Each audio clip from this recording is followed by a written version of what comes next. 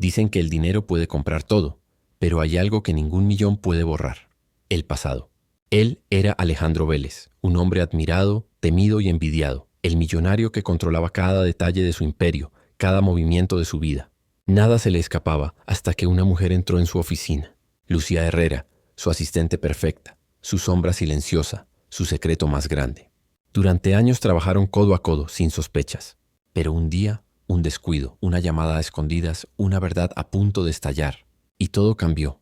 Una frase bastó para derrumbarlo. No puedo decirle la verdad. Si él lo supiera, todo cambiaría.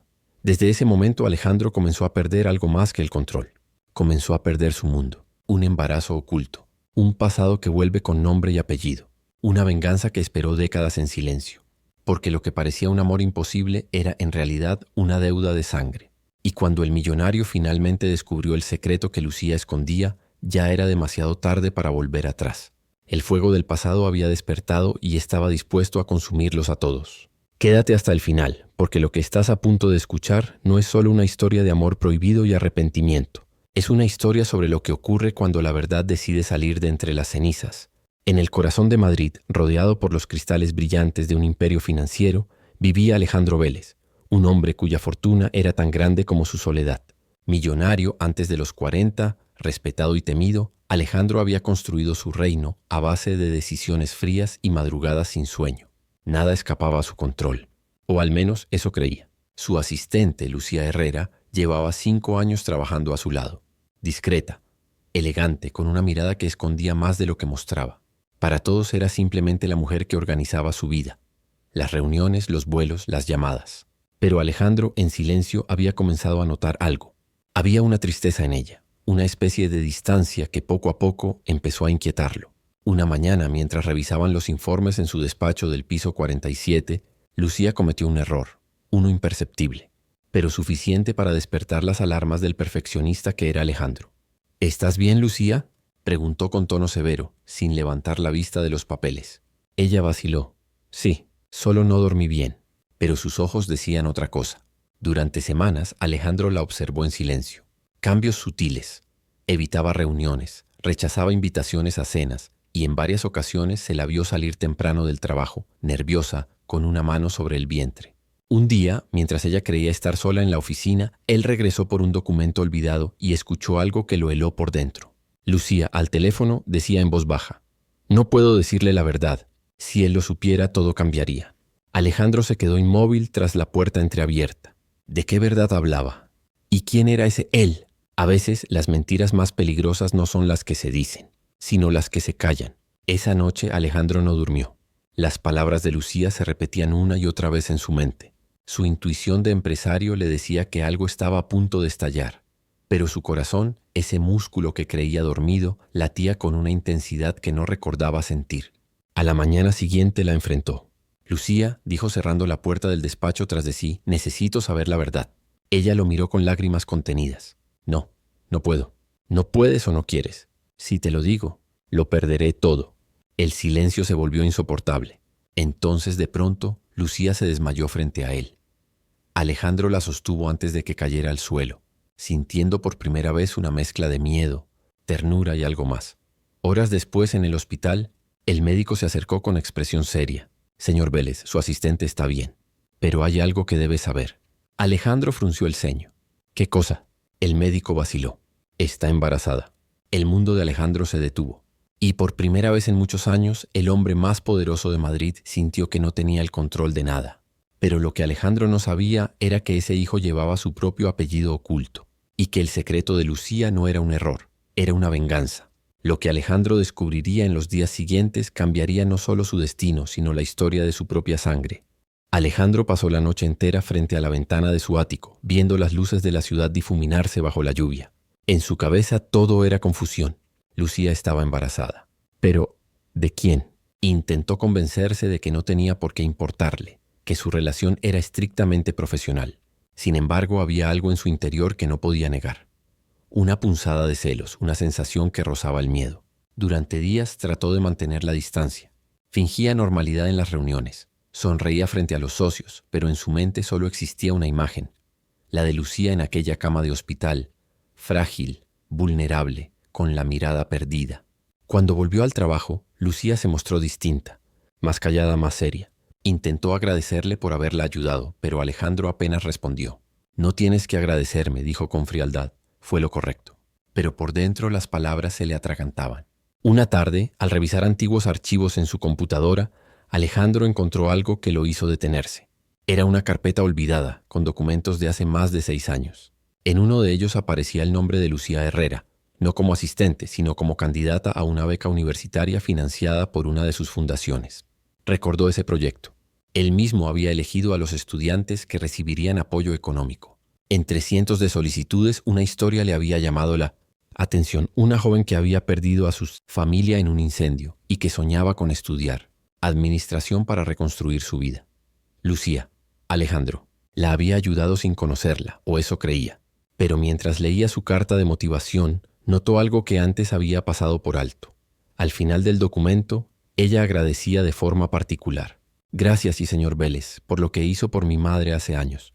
Usted no lo recuerda, pero yo nunca lo olvidé». El corazón de Alejandro se aceleró. ¿Qué había hecho por su madre? ¿Quién era esa mujer? Buscó en los registros de su empresa y encontró un nombre. Isabel Herrera, antigua secretaria en su primera compañía, hacía más de 20 años. Su mente retrocedió a esos tiempos. Isabel había sido una mujer amable, dedicada y durante un breve periodo algo más. Recordó vagamente un romance fugaz, un error enterrado bajo los años de éxito. Ella desapareció de su vida de un día para otro, dejando apenas una carta que él nunca leyó. Ahora, las piezas comenzaban a encajar. Lucía no era solo su asistente. Era la hija de Isabel Herrera, y de algún modo había encontrado la forma de volver a su vida. Alejandro se quedó paralizado frente a la pantalla, sintiendo una mezcla de culpa y desconcierto. Si Lucía era hija de Isabel, entonces su presencia en su empresa no era una casualidad. Esa noche la citó en su despacho. Cuando ella llegó, la tensión podía cortarse con un cuchillo. «Necesito que me digas la verdad, Lucía», dijo sin rodeos. «¿Por qué estás aquí?» Lucía lo miró con los ojos vidriosos, como si hubiese esperado esa pregunta durante años. «Porque tenía que hacerlo, porque necesitaba que supieras quién soy». Alejandro dio un paso atrás confundido. «¿Quién eres realmente?» Lucía respiró hondo. «Soy la hija de Isabel Herrera, la mujer que tú olvidaste». El silencio que siguió fue insoportable. Alejandro sintió que el suelo desaparecía bajo sus pies. Lucía, con la voz temblorosa, continuó. «Cuando mi madre murió encontré las cartas que te escribió. Te amaba, ¿sabes? Pero tú la abandonaste cuando más te necesitaba. Yo crecí viendo cómo se destruía por dentro, esperando una respuesta que nunca llegó». Alejandro intentó hablar, pero su garganta estaba seca. «Yo no sabía. No querías saberlo», interrumpió ella con lágrimas corriendo por su rostro. «Y ahora el destino decidió que lo supieras de la peor manera». Alejandro se llevó las manos al rostro, sintiendo el peso de los años caer sobre él. «¿Y el niño?», preguntó con voz quebrada. «¿De quién es?». Lucía bajó la mirada. «Tuyo». El aire se congeló. Alejandro la miró incrédulo. «¿Qué estás diciendo?». «Lo que escuchaste. Este hijo es tuyo». Por primera vez en su vida, el hombre que lo tenía todo se sintió completamente vacío. Las imágenes de su pasado, las promesas rotas, los rostros olvidados, todo regresó como un golpe de realidad. Lucía lo observaba en silencio, sin odio, pero tampoco con compasión. «No te busqué por venganza», dijo finalmente. «Te busqué por justicia». Alejandro no respondió. En sus ojos se veía el reflejo de un hombre que había perdido el control, no de su empresa, sino de su propio destino. Desde esa noche, nada volvió a ser igual. El secreto había sido revelado, pero lo peor aún estaba por venir. Alejandro creía haberlo escuchado todo, pero en el fondo de aquel secreto aún se escondía algo más oscuro, una verdad capaz de destruirlos a ambos. La confesión de Lucía cayó sobre Alejandro como una sentencia. El reloj del despacho seguía marcando los segundos, pero para él el tiempo se había detenido. Las palabras «este hijo es tuyo» resonaban como un eco imposible de apagar. En su interior, una mezcla de incredulidad, culpa y miedo lo devoraba lentamente. Lucía se quedó frente a él, firme, sin apartar la mirada. Ya no era la asistente obediente ni la joven reservada que organizaba sus reuniones. Era una mujer quebrada por el pasado que había cargado sola con un secreto demasiado pesado. «No vine aquí por dinero ni por compasión», dijo ella con voz baja. «Vine porque necesitaba mirarte a los ojos y que supieras la verdad». Alejandro dio unos pasos hacia la ventana buscando aire. «No entiendo. ¿Por qué no me lo dijiste antes? ¿Por qué esconder algo así?». Lucía lo observó en silencio. «Porque tenía miedo. Miedo de que hicieras lo mismo que hiciste con mi madre». Sus palabras lo golpearon sin piedad. Alejandro se giró lentamente. ¿Qué sabes de tu madre y de mí? Todo, respondió ella. Lo que hiciste, lo que prometiste, y cómo la dejaste sola cuando más te necesitaba. La voz de Lucía temblaba, pero sus ojos ardían con una mezcla de dolor y determinación. Ella creyó en ti. Pensó que el hombre brillante y generoso que conoció era real. Pero cuando supo que estaba embarazada te buscó, y tú desapareciste. Alejandro sintió un nudo en la garganta. Eso no puede ser. Yo nunca supe que ella. Lucía lo interrumpió. Sí lo sabías. Él gritó entre lágrimas. Te lo escribió. Tengo las cartas. El silencio volvió, más denso que antes. Lucía sacó de su bolso un sobre amarillento gastado por los años. Las guardé desde que era niña, dijo, colocándolas sobre el escritorio. Ella te escribió 3 veces. Nunca respondiste. Alejandro tomó el sobre con manos temblorosas. Reconoció su nombre en la caligrafía delicada de Isabel. Sintió un vacío en el estómago. Nunca recibí estas cartas, murmuró incrédulo. Alguien las escondió. ¿Y eso cambia algo?, preguntó Lucía con dureza. El resultado fue el mismo. Las lágrimas comenzaron a nublar su visión. Cada palabra de Lucía abría una herida que llevaba décadas dormida. Tu silencio la mató, dijo ella finalmente. No fue el incendio, ni la enfermedad, ni la pobreza. Fue el silencio. Ese maldito silencio que tú le regalaste. Alejandro se apoyó en el escritorio sin fuerzas. Yo no sabía. Lucía juró que no lo sabía. Ella lo miró y por un instante su expresión se suavizó. Quizá no lo sabías, pero nunca intentaste saberlo, y eso te hace igual de culpable. El peso de la culpa lo hundió. Por primera vez comprendió que su fortuna, sus logros, su poder, todo había sido construido sobre ruinas invisibles. Lucía respiró hondo, tratando de contener el temblor en su voz. Durante años juré que te odiaba, que algún día te haría pagar por lo que hiciste. Pero cuando entré en tu oficina por primera vez, vi otra cosa. Un hombre vacío, solo, rodeado de éxito pero sin alma. Y entonces comprendí que el castigo ya estaba hecho. Alejandro levantó la mirada, sorprendido por esas palabras. Lucía continuó. El precio del silencio no lo pagó solo mi madre. Lo estás pagando tú, todos los días. Por un momento ninguno habló. El viento golpeaba los cristales del edificio y en esa quietud algo cambió entre ellos. Ya no eran enemigos, eran 2 almas heridas por la misma historia. Alejandro rompió el silencio. Lucía, no sé cómo reparar esto. No sé si puedo. Ella lo observó con tristeza. No puedes, pero puedes no repetirlo. Alejandro dio un paso al frente. Quiero estar ahí para ti, para el niño. No por culpa, sino porque es lo que debía haber hecho desde el principio. Lucía bajó la mirada como si temiera creerle. Las palabras ya no bastan, Alejandro. La verdad no se limpia con promesas. Él asintió comprendiendo que el perdón no era un derecho, sino un privilegio que quizá nunca obtendría. Cuando Lucía se marchó aquella noche, Alejandro quedó solo, rodeado de los fantasmas de su pasado. Abrió una de las cartas de Isabel. Te amo, aunque sé que no volverás, decía. Y por primera vez, el hombre que nunca lloraba lo hizo. El precio del silencio había sido demasiado alto, pero lo peor estaba apenas comenzando. Mientras Alejandro buscaba redención, alguien más observaba desde las sombras. Alguien que conocía toda la verdad y no estaba dispuesto a dejar que saliera a la luz. Las cartas no lo dejaron dormir. Alejandro las leyó una y otra vez, buscando entre las líneas una rendija de esperanza, un matiz que lo absolviera. Pero la tinta era implacable. Isabel lo había amado y había esperado. Él, por acción u omisión, no estuvo. Al amanecer decidió que ya no bastaban lágrimas. Necesitaba hechos. Llamó a su antiguo jefe de seguridad. Revisó nóminas de hace 2 décadas. Pidió accesos a archivos que nadie tocaba desde la era del fax. Quería comprobar si su versión, no haber recibido jamás esas cartas, era cierta o un autoengaño más del hombre que había aprendido a vivir sin mirar atrás. Encontró un nombre repetido en agendas viejas. Ramón Silva, su abogado personal de entonces. También aparecía Marina Cobo, secretaria de dirección en su primera compañía. Entre ambos habían filtrado correspondencia y administrado agendas con celo monacal. Alejandro pidió los registros de entrada del edificio donde trabajaban. Buscó cámaras obsoletas en un servidor olvidado y descubrió algo perturbador. 3 sellos de recepción con fechas idénticas a las de las cartas de Isabel, todos con la misma rúbrica borrosa de Marina. No había constancia de que esos sobres hubieran llegado a su despacho. Llamó a Marina. La voz de la mujer, ahora jubilada, titubeó. Dijo no recordar. Dijo que eran otros tiempos. Dijo que no tenía por qué hablar. Colgó. A los 10 minutos, un mensaje anónimo llegó a su móvil.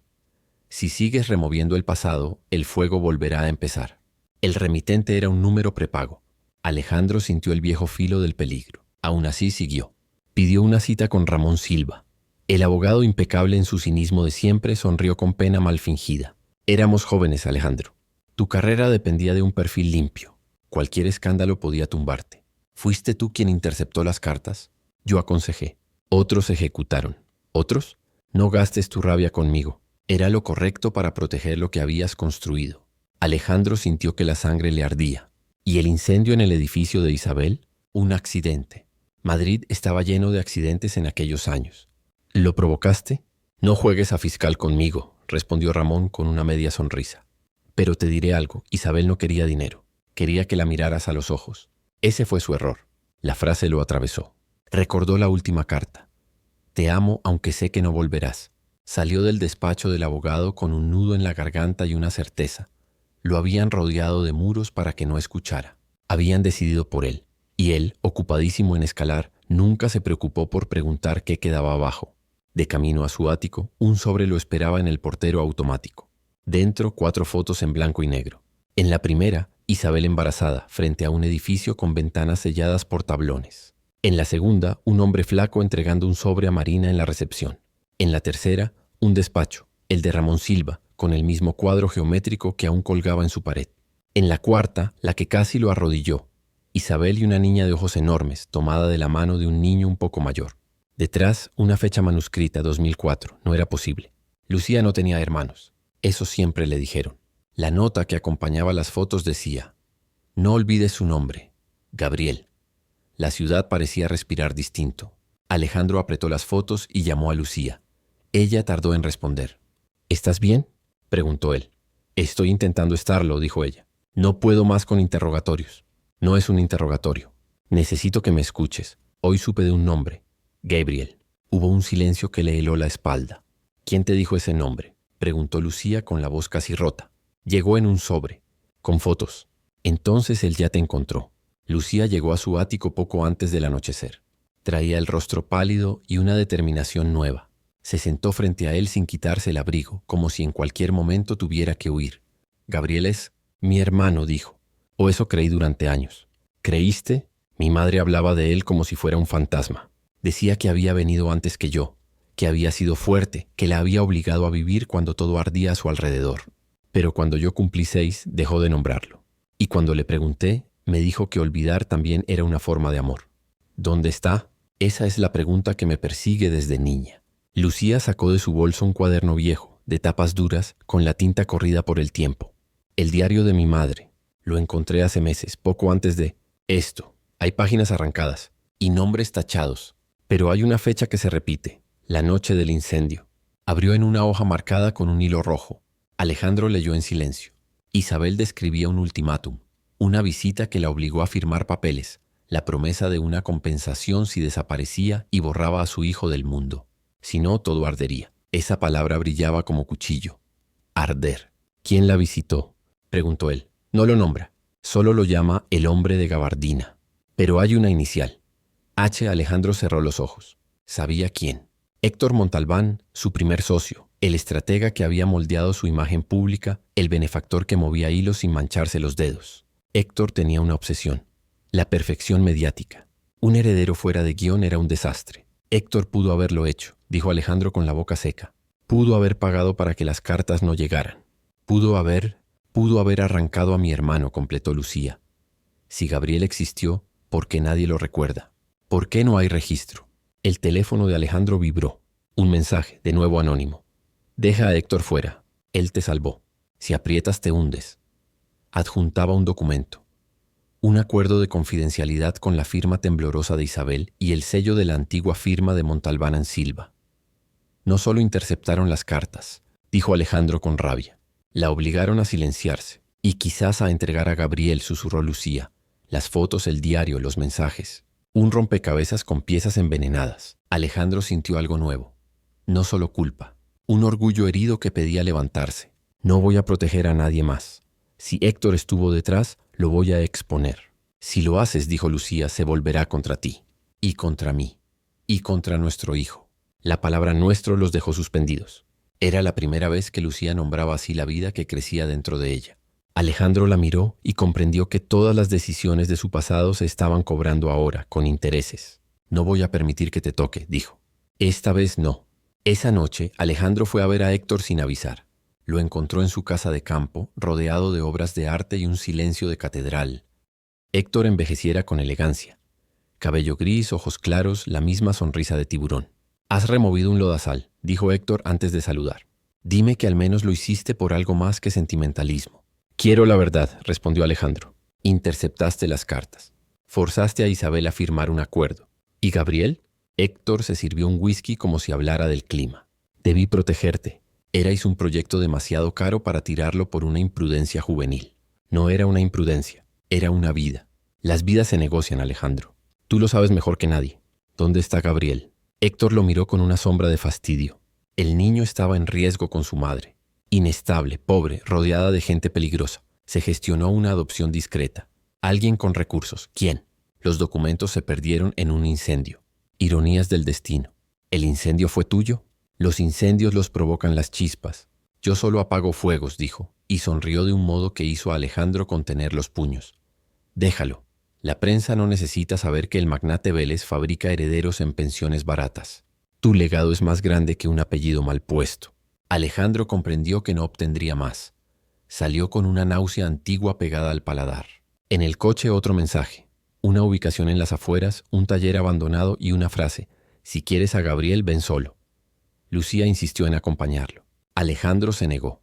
Aún así, cuando llegó al lugar, vio una silueta en la sombra. «No deberías haber venido», dijo la voz. El hombre salió a la luz. Tendría poco más de 30. Ojos oscuros, mandíbula tensa, una cicatriz fina en la ceja. Llevaba el mismo colgante que Isabel usaba en una de las fotos. «¿Gabriel?», preguntó Alejandro con un hilo de voz. «Me llamaron de muchas formas», respondió él. «Pero ese nombre me lo arrancaron cuando tenía 5 años». Alejandro sintió que el suelo se le iba. «¿Quién te llevó?» «Un señor elegante con gabardina», dijo sin pestañear. «Y una mujer que me prometió que nunca volvería a pasar hambre. Tenían papeles. Decían que mi madre me abandonaba». «Tu madre no te abandonó. La obligaron». «Lo sé», dijo Gabriel. «La vi llorar una noche detrás de una ventana. Quise salir, pero me encerraron. La casa ardió semanas después. Mi nueva familia me dijo que había sido un accidente. Yo aprendí que los accidentes suelen tener firmas». La rabia hizo temblar a Alejandro. «Héctor Montalbán». Gabriel no respondió. Caminó hasta una mesa oxidada y dejó un sobre. «He reunido pedazos de mi historia durante años. Fotos, notas, nombres. También tengo algo tuyo. Registros de cuentas de la fundación. Pagos en negro. Donaciones trianguladas. No vine a extorsionarte. Vine a ponerte contra tu espejo.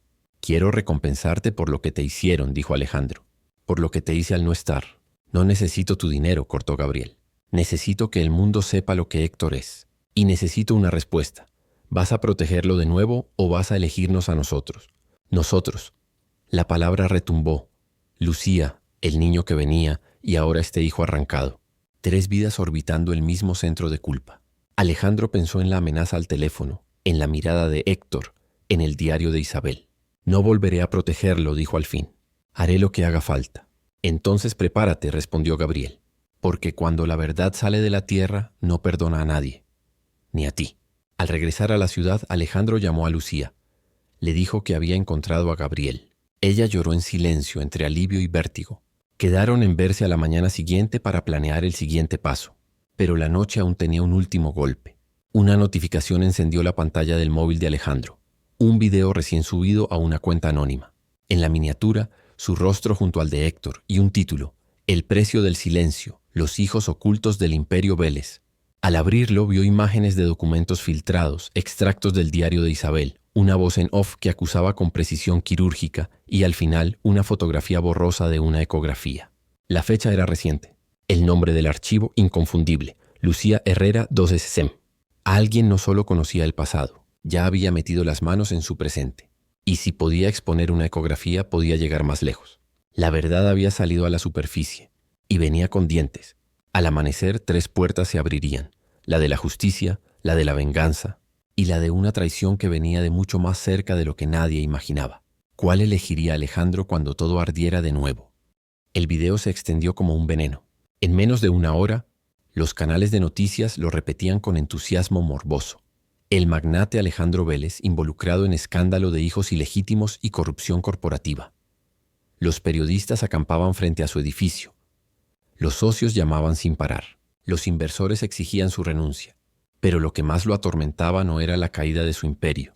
Era la posibilidad de que el nombre de Lucía y el de su hijo quedaran expuestos al mismo fuego que una vez consumió a Isabel.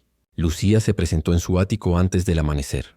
Tenía los ojos enrojecidos y el teléfono vibrando sin cesar. Subieron todo, dijo, dejando el móvil sobre la mesa. Hasta mi dirección. No sé cómo lo consiguieron. Alejandro se acercó con cautela. Voy a protegerte. ¿Cómo?, preguntó ella. ¿Con dinero? ¿Con promesas? Héctor tiene todo, los medios, los contactos, las pruebas. No las pruebas verdaderas, respondió él. Las que tenemos nosotros. Gabriel apareció minutos después con una mochila colgada al hombro. Su expresión era una mezcla de furia contenida y resignación. Montalbán filtró los archivos. Lo reconocí en la voz del narrador. ¿Está seguro? Era su forma de hablar, su forma de amenazar. Quiere que peleemos entre nosotros, que nos destruyamos. Entonces haremos lo contrario, dijo Alejandro. Sacó de un cajón una carpeta con documentos sellados, los registros originales de la fundación, los contratos de adopción, las pruebas de lavado de dinero. Aquí está la verdad, no solo lo que hizo con Isabel, sino lo que hizo con cientos de personas. Desvió fondos, compró silencios, manipuló vidas. Gabriela sintió. Si lo exponemos, caerá contigo. No me importa, dijo Alejandro. Prefiero caer sabiendo que lo que construí fue destruido por la verdad y no por la mentira. Lucía lo observó en silencio. Había algo distinto en él. Ya no hablaba como el hombre de los rascacielos y las acciones. Hablaba como alguien que por fin había decidido sentir. Acordaron reunirse con un periodista independiente, uno que no temía enfrentarse a los poderosos. Esa noche, en un café de Lavapiés, entregaron los documentos. El periodista escuchó sin interrumpir, grabó cada palabra y al final solo dijo: si todo esto es real, mañana el país entero sabrá quién es Héctor Montalbán. Salieron del café con una mezcla de alivio y terror. Lucía respiró profundo. ¿Y si nos pasa algo antes de mañana? No pasará, dijo Alejandro. Pero su mirada delataba la duda. Horas después, cuando regresaron al edificio, algo no estaba bien. El ascensor no funcionaba, las luces parpadeaban. Subieron por las escaleras y al llegar al piso 47, el olor a gasolina los golpeó como un puñetazo. La puerta del despacho de Alejandro estaba entreabierta. Dentro, todo estaba empapado en combustible. En el centro, un hombre los esperaba con un encendedor en la mano. Era Héctor Montalbán. Sabía que no me dejarías morir en silencio, dijo con su voz calma. Lo intenté todo para protegerte, Alejandro. Incluso borrar tus errores, pero insististe en resucitarlos. ¿Protegerme?, repitió Alejandro. Me robaste la vida, a ella, a mi hijo, a mi hermano. Te di una vida perfecta. ¿Y ahora quieres ensuciarla por un capricho sentimental? No, Héctor. Quiero justicia. Lucía dio un paso atrás, temblando. Si prendes fuego, matarás a un niño que aún no ha nacido, dijo. Héctor la miró con desprecio. Ese niño no debía existir. Ninguno de ustedes debía existir. Gabriel se lanzó sobre él intentando arrebatarle el encendedor. Los dos forcejearon. El olor a gasolina se intensificó. Un golpe, un grito, una chispa. El fuego se levantó como un monstruo hambriento. Las llamas devoraron los muebles, las cortinas, las paredes.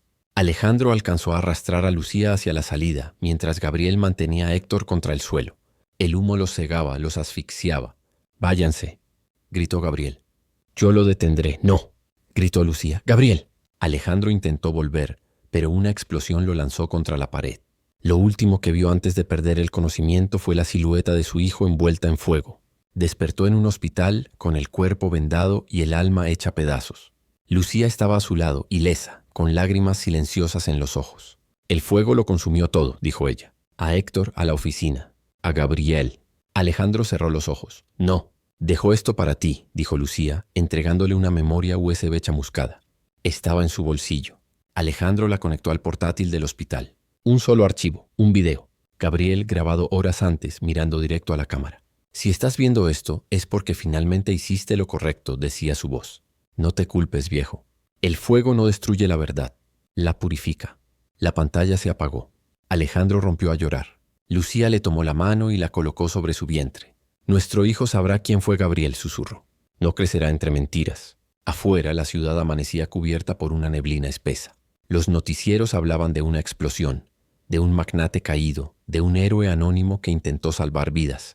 Alejandro Vélez había perdido su fortuna, su empresa y parte de su alma, pero en su pecho quedaba algo que jamás había tenido antes: verdad.